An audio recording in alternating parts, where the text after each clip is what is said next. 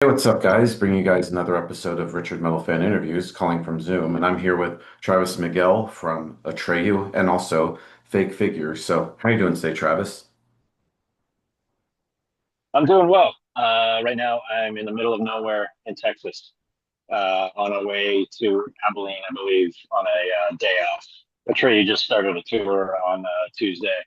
So, Yeah, yeah, the yes, ball is rolling. yeah. So, how has the tour been going so far? The most typical interview question ever, as I always say. Yeah, no, the tour's been awesome. We played Phoenix on Tuesday, and last night we were in Albuquerque, and both shows were rad. So, we're off to a good start. Awesome. So kind of the format of the show is I want to talk about like your musical history and sort of do a rundown of your discography. But take me back to young Travis Miguel. So, growing up in California, what were the first bands that got you into metal and what made you want to start playing guitar? The first band that really kind of like took a hold of me was Metallica. I was, I mean, I think I was about 11, something like that. So a relatively early age to like be getting into music like that. But yeah, ever since then, I was just hooked. At the time, obviously, I didn't know a whole lot about metal. The only thing I knew about metal was what was on MTV at the time. So we're talking like a lot of the 80s hair bands. And then um, Metallica, I saw the video for One by Metallica, and that was the like, literally the complete opposite as far as the metal realm of what was going on. That or what all the stuff that I was exposed to. It was a black and white video uh, interspliced with a movie called Johnny Got His Gun, which is about World War I. And yeah, it's a very dark and depressing video. And yeah, it actually kind of scared me the first time I saw it because I mean, it's basically about a man who gets all of his limbs blown off and he can't see, hear, or speak, and he's basically a living stump trapped inside of his body. And just the thought of that just totally like scared the shit out of me. But when you're that young, you're also kind of you get fascinated with the stuff that scares you. Um, so yeah, and then from there I kind of went, obviously discovered the other, like thrash bands, obviously Slayer, Anthrax, Testament, stuff like that. And then got into my teens, and then you discover other kinds of stuff like punk and hardcore. Um, but yeah, I mean, ever since then, I've been a music fan. Awesome. And then tell me about like starting up a trio. Like, how'd you get to know like Brandon and everybody?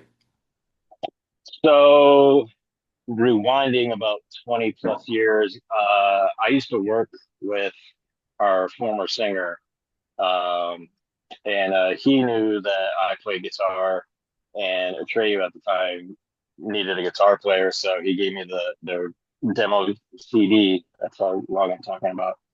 Um, and he just said, learn these songs, and we jam on Sundays. So spent the week learning the songs, showed up, jammed with the guys, um, and then we finished up practicing, and then they said, "Okay, well, see you next Sunday." And I kind of went, "Well, I guess I'm in the band then." But yeah, I pretty much came into the band as a complete stranger. The only person I had known at the time was our former singer. Um, but then met everybody else, and we all got along famously. Um, and yeah, we've just been haven't looked back. Yeah. Yeah. And then kind of going into 2001, you did there's the second EP with them, Fractures in the Facade of Your Porcelain Beauty. I think it's a great EP. So where was that recorded at?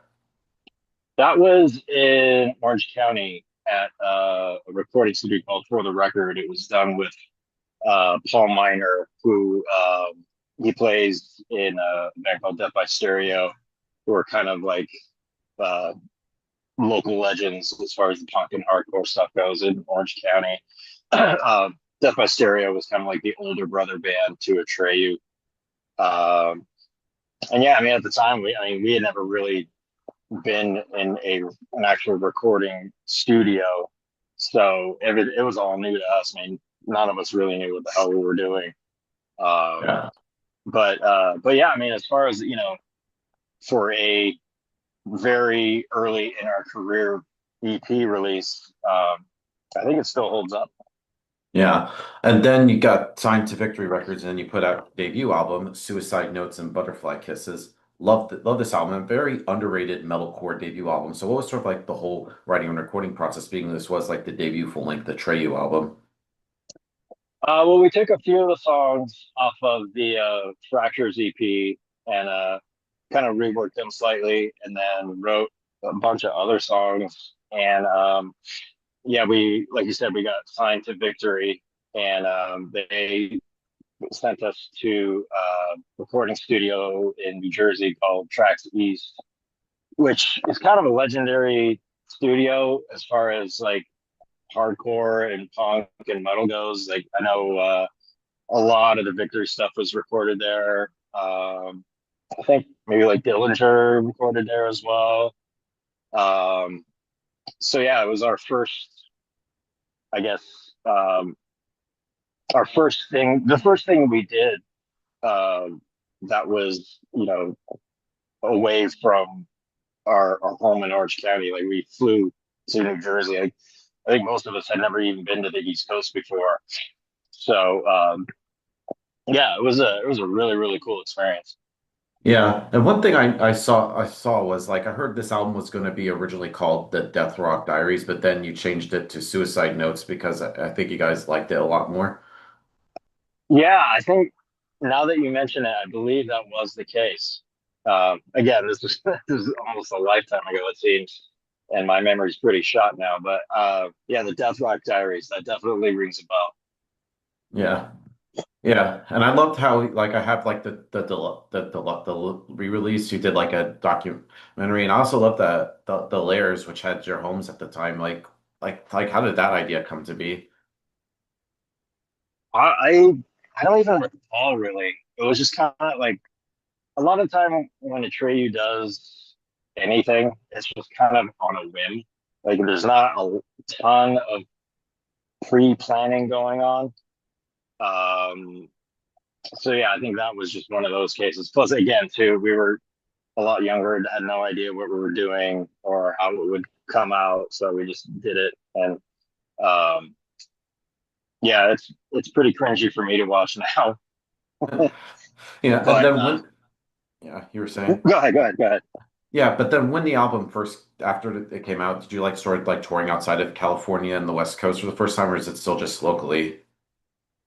No, actually, we were on our very first tour ever when it came out. I think we had left for tour, and then the album came out maybe a week or two after that. So we were like well into a tour when it came out, and I mean, none of us had any idea what to expect. And I don't remember the amount of copies it sold, but it was definitely higher than we thought it was going to sell. So I remember thinking, okay, maybe we do have something here. Yeah. And then going into the next album, The Curse, which of course you're on tour right now playing this album in full. I love this album. Did you feel like you guys were like onto something making The Curse? I don't at the time. I'm not sure if we were cognizant of how everything was going to pan out. Again, we were just kind of putting our heads down and just doing what we do. Um, we recorded that album we did the drums in Vancouver at Brian Adams' studio called The Warehouse. And then we went to a remote island off the coast of Canada called Gibson's Island and basically checked up at our producer's house because he had like a home studio and spent about 2 weeks doing guitars and vocals and bass, and then did the mixing back in Vancouver. So again, that was just like another experience of doing what a legit band does, like being in a professional recording studio, um, that whole thing. And I don't think we any of us really realized what was going on until it was released. We did a in-store record signing at the Virgin Megastore out in Orange County, and I remember driving up to it, and there was like a line going around the whole building, and Oh shit. I thought somebody else was also signing. Like, oh, I wonder who else is signing because there's no way this many people are here for us. But Yeah. sure enough, yeah, they were all there for us, and I think we spent like at least 3 or 4 hours signing CDs. So Yeah. I think that was kind of like the significant moment that took us off to okay, maybe we really do have something. Yeah. And I know recently you did a re-recording of this. So what made you guys decide to like do a new re-recording of The Curse? It was the 20-year anniversary of the record, and it was basically just our way of celebrating it, just kind of breathing new life into it. Um, a lot of times, bands, whenever you record something or write or record something, there's always something that looking back on, there's always something that you want to change, or oh, I could have done this differently, or should have done that differently. So this was kind of like our the opportunity we gave ourselves to um, kind of revise the album itself. Yeah, totally. And then moving on to the next album, A Death Grip on Yesterday. I like this album. In my opinion, a very underrated Atreyu album. So what was it kind of like going from like this to this? It's kind of hard to describe. Yeah, again, it was just kind of like there wasn't a ton of thought put into it. We weren't none of us ever sat down and said, okay, we have two albums out now. This one has to sound this certain way. We kind of just did it business as usual. Just got in a room, wrote, I believe it was 10 songs, and yeah, went into a studio in LA and just hammered it out. Yeah. Yeah, definitely. I remember seeing like X's and O's, like every song on this album is just fucking great. Yeah, I'm very fond of that album. It's short and sweet and to the point, but being that it is short, there's a lot of good stuff on there. Yeah. And you know, next year we'll mark the 20-year anniversary of this album. We kind of do this album in full like how you're doing with The Curse. I'm not sure. As of right now, there's no plans, but um, after we do this Curse tour, we're gonna take some time off, and then we've got some other stuff lined up. Um, so, I mean, we'll definitely be busy in 2026. But if we can find time to squeeze in some maybe a re-recording or a remaster or whatever it is Yeah. for Or Death Grip or on Yesterday, I might do that. yeah. I would love to have this album on vinyl. It's hard to get. Is it really? Yeah, I heard like the max I saw it come up for like 100 and something dollars on Discogs. Oh wow! Yeah, I had no Yeah. idea. Yeah, I can't Yeah, I mean, justify spending that much. no, true. Yeah, I don't even have a vinyl copy of it. So, Yeah. um, but yeah, maybe we'll press that on vinyl at some point. Yeah. And then moving on to Let's Save Those Paper Anchor. I love this album. This was sort of like the album I discovered you guys on. I remember hearing like Becoming the Bull and I was like, wow. And then I remember for when I was like 13 and then since then I feel I've been a fan of like Atreyu. So what was it like kind of like making this album? I feel like it's stylistically it's a shift from the first three albums. It is. We kind of swung for the fences on that one. After you know, releasing three albums of after releasing three albums of material, we kind of wanted to change it up a little bit, throw some curveballs. Um, and for some people, they don't like that. They want their band to stay the same. They want to keep that band in their back pocket, and they don't want them to grow. They just want them to remain in the package that they discovered them in. But we're not that band. We like to take chances. We like to do some unexpected things because it keeps it way more interesting for us as a band and as musicians. And I think if we were to keep releasing the same album over and over again, we'd just be spinning our wheels. Yeah, So unless if you're AC/DC. Right, and yeah, the ACDC is always the prime example, right? And that's why people love ACDC. Like you get an ACDC record, you pretty much know what you're gonna get, and that's why I love ACDC. You know, Yeah. but like I said, we're not that band. It's just not it's not quite it's not very fulfilling to just kind of Yeah. wash, rinse, repeat. Yeah, but I feel like every song is different. Like Falling Down has that kind of 80s vibe, similar to like Blow, and then like it also has the classic Atreyu elements like on Doomsday and Becoming the Bull. Right. Well, so I feel Yeah, like yeah, yeah, every yeah. song is a different like emotion. Yeah, and that was kind of the point. Like I said, just to keep spinning our wheel, it wouldn't really do much for us. So we swung for the fences on that one. Yeah. Yeah, one thing I love is like you got Josh Todd from Buckcherry on Blow. So how did he end up guesting on that song?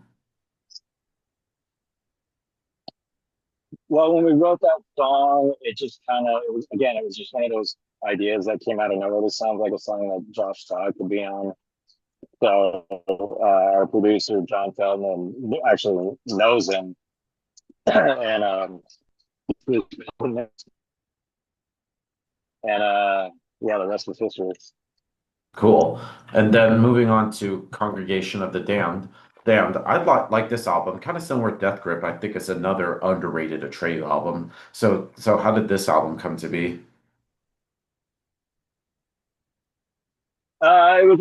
It just came time to uh, write a new record. We released Lead Sails, toured on that for the better part of about a year and a half, 2 years or so, and yeah, again, just got into a room together and cranked it up. Yeah. Then you started touring for a little bit for Congregation, and it was around late 2010, early 2011. The band went on hiatus. So what was sort of like do you remember like the first like I calls like we're talking like hey we need to take a break.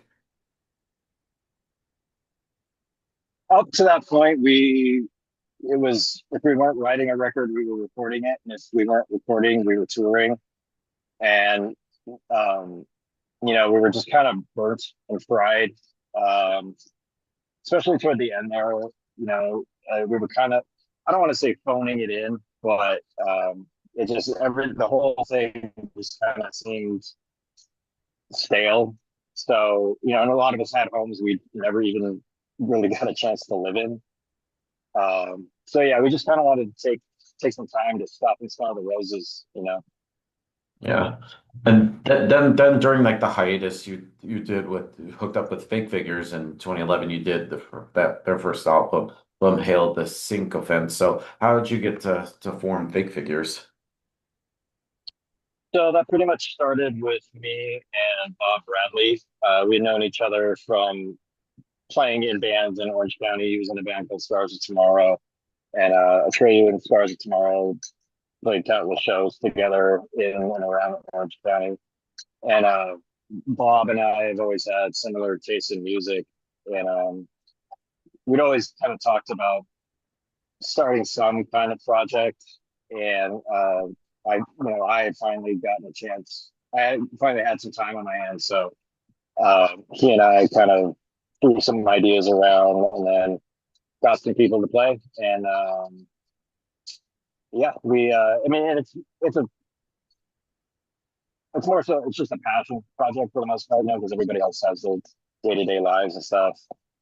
So we do it when we can, but yeah, it's been like you said, been going on since 2011, so it's been quite a while now that I think about it. But Yeah. uh, yeah, it's just kind of one of those things that when we're all free and we've all of our ducks in a row, we try to get together and be as active as we can. Yeah. And I also like that other EP you did after that, They Must Be Destroyed, which came out in 2014, right around when the trio got back together. So how did that EP come to be? Um, yeah, we released the first EP, and then I believe, if I remember correctly, we had some stuff, kind of some other ideas that we didn't get a chance to touch on. So we figured, well, okay, um, let's put those to work. Let's do something with these songs, and then sure enough, we ended up with another about 5 or 6 songs. So yeah, I figured we'll record them and release them. Yeah. And then going into 2015, like 10 years ago, you did the comeback Atreyu album, Long Live. I like this album. This hard to believe it's been 10 years. So how did do you feel like nervous like getting back in the studio? Because there was like a 6 year gap between Congregation to Long Live. I don't think we were nervous. Um, it, I think if anything, I mean, we were all more excited just to kind of get the machine up and running again. And yeah, I think, and first, yeah, I definitely think that that's a overlooked album. Um, but yeah, it was just kind of our our welcome back album, if you want to call it something. Yeah, yeah, definitely. I agree with that because it is like the comeback album after y'all came back from the hiatus. And I feel like with this album, it's sort of like the return of like the old like Atreyu. It's just like you guys are like back and firing on all cylinders. Right. Yeah. Yeah. Yeah. But yeah, that was a good starting point for us in coming back. Yeah.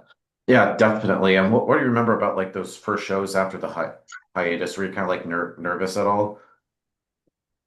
Um, Not really nervous. Like when we when there's time off between shows or getting together and jamming or whatever, we we tend to just kind of pick up where we left off, like no time has passed. Which you know I consider us very lucky in that aspect because you know it can for some bands it can take weeks and weeks and weeks of rehearsal to just get back to a like passable form as a band. But luckily for Yeah. us, I mean, we just, like I said, it takes, I mean, obviously it takes a little bit of getting the dust off, or, knocking off the cobwebs. But yeah, I'm definitely stoked on that album and very stoked that that was all kind of like re-emergence. Yeah. Yeah. And then of course going into In Our Wake, I thought this was a pretty good album. Sort of like did you felt like more comfortable after like after like the after Long Live like yep, we're back. Like we're let's keep going. Yeah, I think after a long live, we definitely kind of settled back in to being a band, and uh, that was in our way was definitely another album where we wanted to kind of just swing for the fences and throw stuff at the wall, see what sticks, and yeah, I think there's a lot of awesome moments on that album for sure. Like even The Time Is Now, the title track. I also love the last song, Superhero, featuring Aaron from Under Oath and of course M Shadows from Avenged Sevenfold. So how did they end up guesting on Superhero? We basically, I mean, they're friends of ours. We toured with both bands countless times over the years. We've known the Avenged guys since, like one of my first shows with Atreyu was with Avenged Sevenfold, and it was at a backyard Halloween party. Oh Um, wow. and Under Oath, we've known them 2 years. I think our first tour with them was 2003. Uh, so yeah, I mean, it was just kind of like let's call a couple homies and get them on the record. Yeah, definitely. And then going into 2019, you sort of went back in the studio with Fake Figures and you did the last EP, We Are the Dead. Dead. I thought that was a pretty good EP. So tell me about that. Uh, yeah, it was just one of those things where the scheduling allowed for us to do something. So yeah, we just threw together some songs. We got Jonah Matrenga from Far on the title track, which is a big deal for me because I'm a huge Far fan. So yeah, that in that aspect, it was very gratifying for me. Totally. And then next up, Baptized by Atreyu, your last album, which came out in 2021. Definitely the beginning of a new era. Of course, Alex had left, and then of course now Brandon stepping up on lead vocals with, of course, Porter handling the scream stuff. Did you feel like nervous at all, sort of like being like this was sort of like the new era for Atreyu?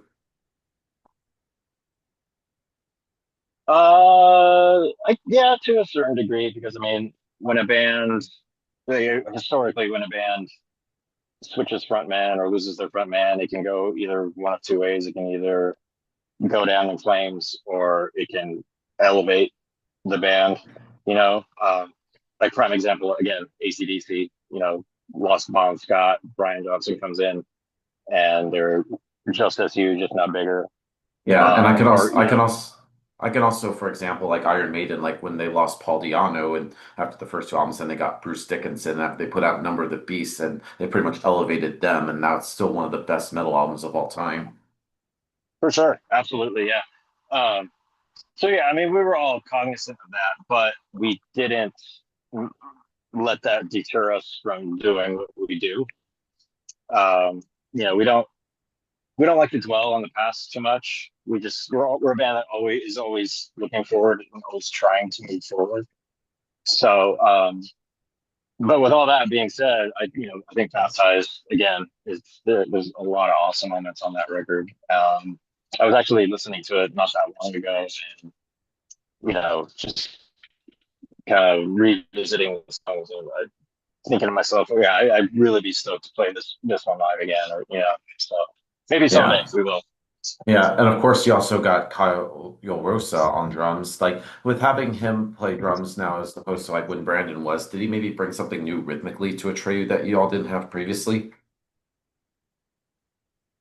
As far as drumming styles, Brandon and Kyle are definitely very different. Brandon always likes to say that Kyle's definitely the better drummer. That's why he's playing drums and Brandon is singing. But yeah, I mean, Kyle, like we've known Kyle for years. He was in a band with Brandon as well called Hell or High Water, and so drum tech for Atreyu in the past. So um, it wasn't like we had to get a complete stranger to come in. He was already a friend, and we knew he was an amazing drummer. So it was just kind of a no brainer. Let's just get Kyle in for. Yeah, and of course love the guest features. You have Jacoby from Papa Roach, Matt Heafy from Trivium, and of course the great Travis Barker playing on the last song Warrior. So how did they end up guesting? And with like having all these different like guest appearances, did they maybe bring some maybe open like ideas for for new elements to Atreyu? I think so. I mean, I think that's why you have guests or collaborations on a record in the first place, just to kind of bring a new color to the music or a new personality or a new flavor or whatever you want to call it. Yeah, and I think they all brought their own signature stamp to it, which um, can only elevate the song. Yeah. And then, of course, your recent album, The Beautiful Dark of Life, I thought was a pretty good album. I thought it was interesting. Like, you kind of like each songs or like, or three of those songs are like all like four track EPs, and then you sort of like eventually like put it together. So, how'd that idea to come to be to sort of like make like those separately, the EPs, and then just decide to like bring it all together for a full length? We just kind of wanted to try something new as far as like an album release, just to first kind of like break it up into bite-sized chunks, so to speak. Um, and then, like you said, put it all together as one album later. I don't know, it was just something we wanted to try. No huge rhyme or reason or anything like that. It was just a different approach to an album release. Yeah. Yeah, definitely. And of course, now you have like the latest single, Dead. I thought it was kind of an interesting way you kind of like promoted it. Like you kind of like wiped your social medias, and for some reason, hence like the rip thing, like people thought you all had broken up, but it was just like a promotion for a new single. And I feel like it's like a heavy like approach to like the first couple records. So how did that come to be? And is that like will be on like the next Atreyu album, or is that kind of like completely like a one-off thing? Well, yeah, as far as the whole like social media blackout thing, it was definitely interesting to see all of the conclusions people can jump to and how quickly they do so. I was getting text messages from people like, "Oh my God, did you truly break up?" No, dude, chill. um, but yeah, as far as the song goes, it was just um, uh, so we just kind of threw together, really. and we were really stoked on it. So we recorded it and then, obviously released it. Um, and as far as like future releases, we definitely have some things in the oven, so to speak. I can't say much more than that, but we've been busy. Awesome. So, kind of in the end, to sort of wrap things up, what's next for Atreyu? I know you're currently on tour right now, so what can we expect from Atreyu in 2026? So yeah, we wrap up this tour middle of December, and then we're taking a little bit of a break. And nothing really is on the books as of right now. We're going to be hopefully maybe heading over to Europe for the festival season. And we have a few U.S. festivals on the horizon. We're playing Sonic Temple and Welcome to Rockville. But yeah, right now we're just kind of trying to form a game plan for 2026. I do know that we will be busy, but as far as the actual solidified plans and stuff, we're still working on that. Awesome. So, thank you, Travis, for this interview. It was great to finally have Atreyu on my show. It's just any final words you want to say to the viewers that are watching this to close this out? Yeah, thanks for the support and keep an eye out for all the Atreyu Play Figures activities. Awesome. So, everybody, Travis Miguel from Atreyu, and we'll see